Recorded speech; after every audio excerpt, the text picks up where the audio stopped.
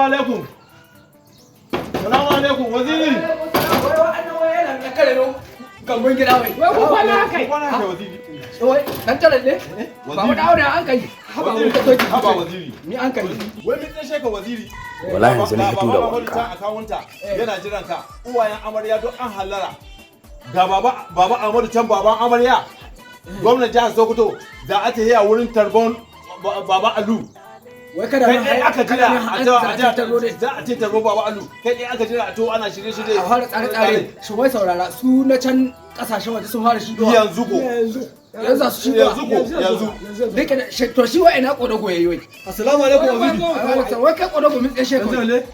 Ya aka yi. Wallahi baba Amar Tifa aike ni. Kai Muhammadu Shehu. Muhammad Shehu din ya gaggeta. Domin tun tun da ajin shi.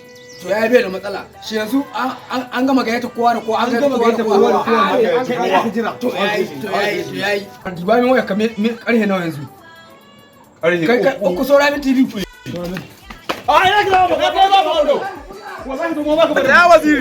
Assalamu alaikum wa rahmatullahi wa barakatuhu.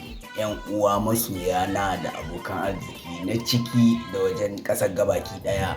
Ni wazirin kwamiti ina mai farin cikin gayyatar ku daura aure yan uwata Hajiya Hauwa wa Alhaji Kasimu Dogon Daji, Director Finance Ministry for Local Government, wanda za ta angwance da mijinta Ahmad Bello, wanda za a yi shi ranar Juma'a 12 ga watan Disamba da muke ciki a masallacin Juma'a na Gawan Nama, lokaci karfe 1:30 na rana bayan idar da sallar Juma'a.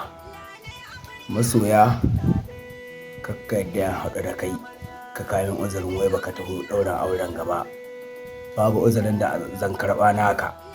Duk garumin ɗaurin aure na za a yi mai ɗimbin albarka wanda ba a taɓa yin iri ne ba. Ka saki a baka labari sai kun zo. Allah kawo kowa lafiya.